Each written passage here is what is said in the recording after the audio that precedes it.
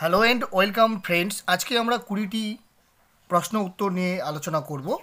যা হোক, ভিডিওটি শুরু করার আগে আপনাদের একটি রিকোয়েস্ট করব, ভিডিওটি শেয়ার করবেন। প্রথম প্রশ্নটি হলো, কবি নারায়ণ শর্মা কার সভাকবি ছিলেন? উত্তরটি হবে রাজা ধবলচন্দ্রের সভাকবি। দ্বিতীয় প্রশ্ন, পৃথিবীর বৃহত্তম গল্পগ্রন্থের নাম কি? সেটি হলো গুণাঢ্যের বৃহৎ কথা। সহা সুধাকর চম্পু কার রচনা? উত্তর নারায়ণ ভট্ট। বেদ শব্দের অর্থ কি? বেদ শব্দের অর্থ হলো জ্ঞান। বেদ শব্দের ব্যুৎপত্তি কি? বিদ ধাতুর সঙ্গে অচ বা ঘয় প্রত্যয় যোগে বেদ শব্দটি উৎপত্তি হয়েছে। বেদত্রয়ী কি?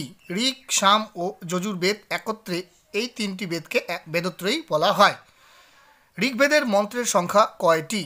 ঋগ্বেদের মন্ত্রের সংখ্যা হলো 10,580টি, মতান্তরে 10,128টি। বর্তমানে ঋগ্বেদের সংখ্যা কয়টি বা শাখা কয়টি বা কি কি? দুটি শাখা, একটি হলো শাকল, সেই শাকল শাখায় 1017টি সূক্ত রয়েছে, ও বাসকল শাখা, সেই শাখাতে 1028টি সূক্ত রয়েছে। ব্রহ্মবেদ কোন বেদের অপর নাম? ব্রহ্মবেদ অথর্ববেদের অপর নাম। ঋগ্বেদের প্রধান দেবতার নাম কি? ঋগ্বেদের প্রধান দেবতার নাম হলো ইন্দ্র। অথর্ববেদের ভাষ্যকারের নাম কি? অথর্ববেদের ভাষ্যকার যিনি, তিনি হলেন সায়নাচার্য। ঋগ্বেদের প্রধান পুরোহিতের নাম কি?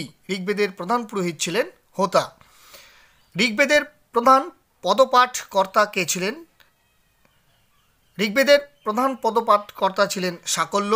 প্রকীর্ণ মণ্ডল কোন দুটি মণ্ডলকে বলা হয়? ঋগ্বেদের যে 10টি মণ্ডল রয়েছে, সেই 10টি মণ্ডলের প্রথম ও দশম মণ্ডলকে প্রকীর্ণ মণ্ডল বলা হয়। ঋগ্বেদের ব্রাহ্মণের নাম কি?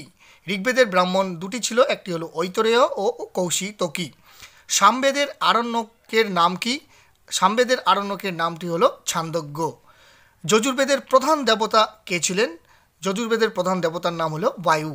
প্রগাত মণ্ডল কোন মণ্ডলকে বলা হয়?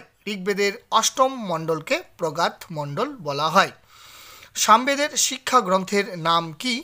সামবেদের শিক্ষা গ্রন্থগুলি হলো নারদ শিক্ষা ও শাকটায়ন শিক্ষা। অথর্ববেদের শিক্ষা গ্রন্থের নাম কি? অথর্ববেদের শিক্ষা গ্রন্থটি হলো মান্ডুকি শিক্ষা।